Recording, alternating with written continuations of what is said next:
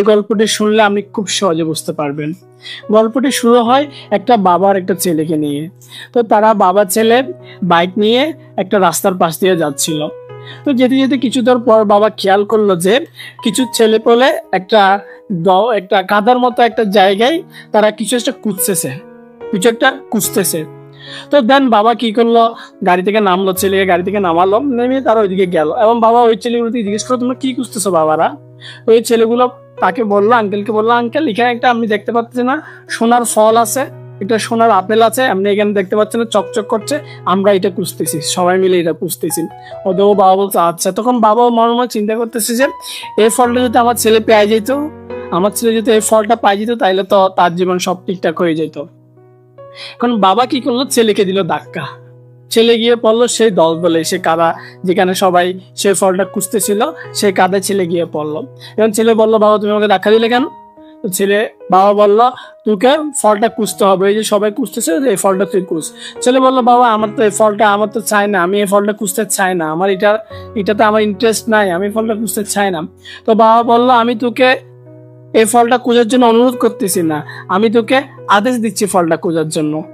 তো তখন ছেলে কি করবে, বাবার আদেশ তো মানতেই হবে। তো ছেলেও ফলটা খুঁজতে শুরু করলো। এখন খুঁজতে খুঁজতে খুঁজতে কি হলো, একটা সময় গিয়ে ছেলে বুঝতে পারলো এগুলো আসলে কাদা না, এগুলো আসলে হলো দলদল। মোট কথাই যেখানে হলো যে মানুষ আস্তে আস্তে নিচের দিকে দাবিতে হয়, যেটা মানুষকে নিচের দিকে নিয়ে যায়, এটা দলদলের মতো একটা জিনিস। ছেলে জিনিসটা বুঝতে পারলো। তো ছেলে তার বাবাকে ডাক দিল, বলে বাবা বাবা আমাকে বাঁচাও, এটা হলো আসলে কাদা না, এটা হলো দলদলি, কেন যতই যাচ্ছি আমি ততই নিচের দিকে পড়ে যাচ্ছি।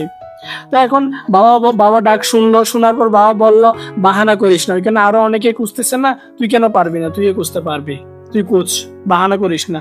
তো ছেলে এভাবে করে নিচে নামতে নামতে একটা সময়ে ছেলেটা মারা গেল সেই দলে।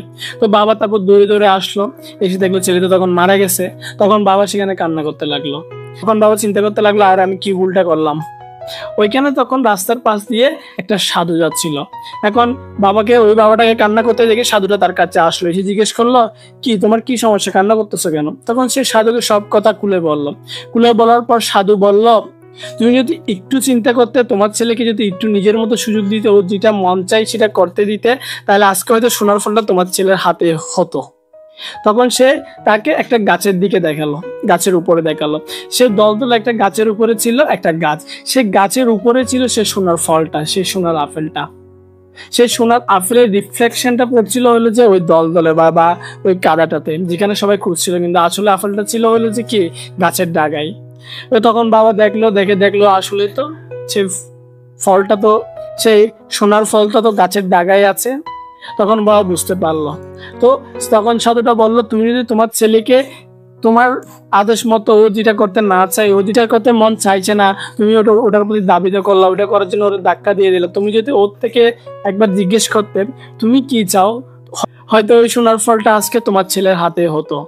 কিন্তু তুমি তার থেকে একটাবারও জিজ্ঞেস করো না ও কি চায়, তুমি সমাজ যেটা করছে, রাষ্ট্র যেটা করছে সেটার দিকে তার দাবিতে করছো। এই কবিতাটা থেকে আমরা যেটা শিক্ষা পাই সেটা হলো যে বর্তমানে বেশিরভাগ মা বাবা যারা আছে তারা কি করে নিজের সন্তানদের নির্দিষ্ট একটা কেরিয়ার যেটাতে সবাই ঝুঁকছে ওইদিকে দাবিতে করতে থাকে। তার ছেলে কি চায়, সে নিজে থেকে কি করতে চায়, তার নিজস্ব কোনো আইডিয়ার এগুলোর দাম দেয় না। কিন্তু এগুলোর দাম দিত সে হয়তো অনেক বড় একটা জায়গায় পৌঁছে যাইতে পারতো।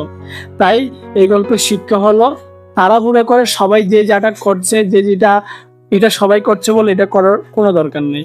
আমরা আগে বুঝুন আপনার সন্তান কি চাই, ও কি করতে মন চাই, ওটার প্রতি ফোকাস করুন। তাহলে আমরা একটি সুন্দর সমাজ পাবো, একটা সুন্দর দেশ গড়তে পারবো, একটা সুন্দর পৃথিবী গড়তে পারবো। ধন্যবাদ, ভালো থাকবেন, দেখা হবে অন্য কোনো নতুন ভিডিওতে।